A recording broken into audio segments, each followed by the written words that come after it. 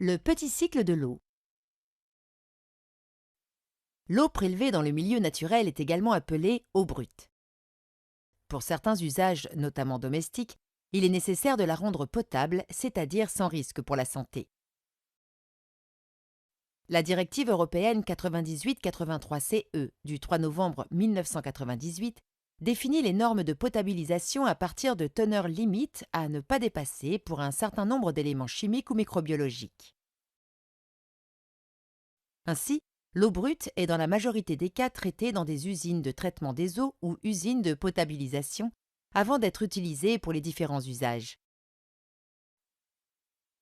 L'eau traitée est acheminée grâce à des réseaux vers des lieux de stockage et ensuite distribuée aux habitations et infrastructures via un réseau de distribution d'eau potable.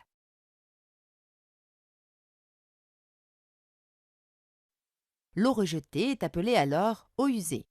Cette eau usée plus ou moins concentrée en polluants doit être traitée avant d'être rejetée dans le milieu naturel. C'est pourquoi elle est acheminée via un réseau d'assainissement vers une station d'épuration, STEP.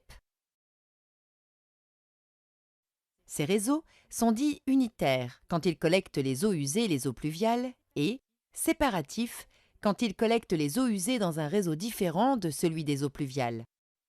L'eau, une fois traitée, est rejetée dans le milieu naturel.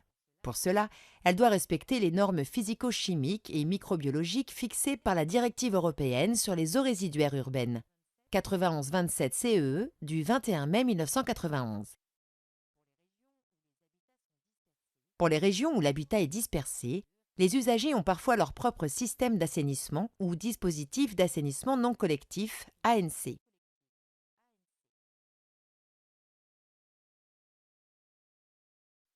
L'ensemble du petit cycle de l'eau a pour objectif de préserver au maximum la qualité de l'eau.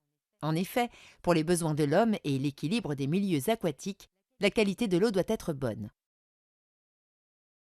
Les pollutions de l'eau peuvent générer des risques pour la santé humaine ou perturber l'équilibre des milieux aquatiques.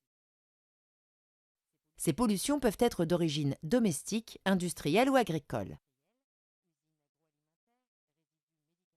Elles peuvent être ponctuelles, déversement accidentel d'hydrocarbures par exemple, ou continus, sous-dimensionnement de stations d'épuration.